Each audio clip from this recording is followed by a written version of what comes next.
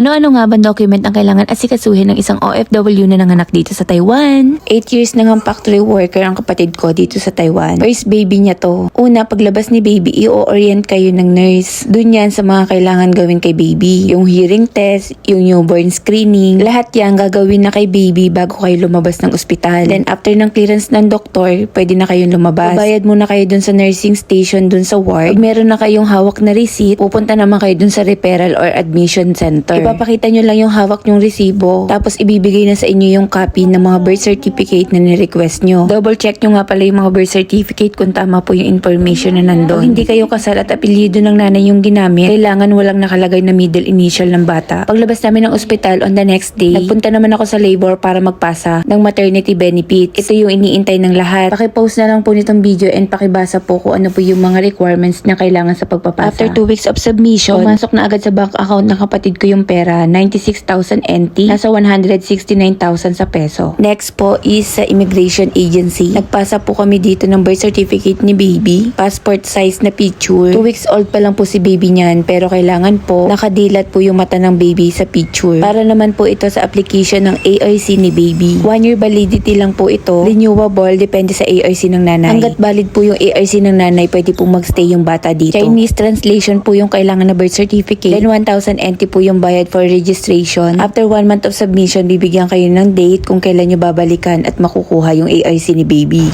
Third one is pumunta naman po kami sa district court para magpanotarize ng birth certificate ni baby. 5 copies of English translation po yung kailangan yung ipanotarize. Pwede naman daw po ang 1 original copy tapos 4 na photocopy. Mas mura po kasi pag photocopy lang. Ipapasa lang din naman siya sa MECO. Pero ang na-request namin sa ospital is 5 original copies ng English translation ng birth certificate. 900 NT nga lang yata yung binayaran namin sa pagpapanotaryo. Hindi ko na nga rin matandaan. Kailangan pa daw po ito i-double check ng attorney. Itatawag pa daw po niya ito sa ospital for confirmation. Kaya babalikan niyo pa po siya after 3 days. Pang-apat po na kailangan asikasuhin. Pag hawak niyo na po yung notarized na birth certificate ni baby, diretso naman po kayo sa Taipei, sa MOFA, para naman po ito sa pagpapa-authenticate ng birth certificate ni baby. Kailangan po yung 5 copy na pinanotarize nyo, yun din po ang ipapa-authenticate nyo. Fill up lang po kayo ng application form, attach po kayo ng ARC ni mother, at ARC nyo po kung kayo po yung mag-aasikaso. 2,400 po yung binayaran ko dahil puro original po yung pina-authenticate ko. After 3 days po ulit yung releasing neto. Pang-5 po na kailangan asikasuhin, pupunta na po kayo sa MECO, dala-dala yung authenticate at notarized na birth certificate ni baby. Ito po yung listahan na requirements na kailangan nyo i-attach para sa pagpaparehistro. Depende po yan sa case nyo ng baby. Kung kasal po kayo nung ama ng baby, kung kanino po i-apelyido si baby. After nyo po yan ipa-authenticate sa MECO at gusto nyo na pong iuwi si baby sa Pilipinas, pwede na rin po kayong dumiretso para makahingi ng travel clearance ni baby kahit wala pa po siyang passport at birth certificate. Travel clearance lang po ni baby ang kailangan para maiuwi po siya sa Pilipinas. And take note, kung gusto nyo pong magstay po dito si baby kasama ninyo, lumapit po agad kayo sa co-or or sa broker po ninyo para asikasuhin yung health card ni baby. Sila po kasi mag-aasikaso niyan sa company para makaltasan kayo ng health insurance ni baby at magkaroon siya ng health card. Once na nakapanganak na kasi kayo, hindi na covered ng health card nyo yung hospitalization ng baby. After 1 month, sinundo na sila at umuwi na ng Pilipinas. 2 months maternity leave with pay lang kasi yung kapatid ko, pero inallowed naman siya na makapagbakasyon ng 4 months. And that's all for today's video. Thank you for watching, guys. Please like and follow my page. Bye! Ingat po ang lahat.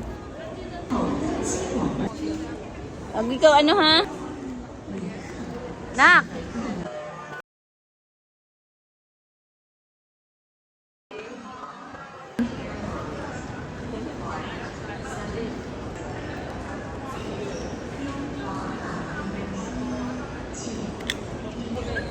Bye-bye!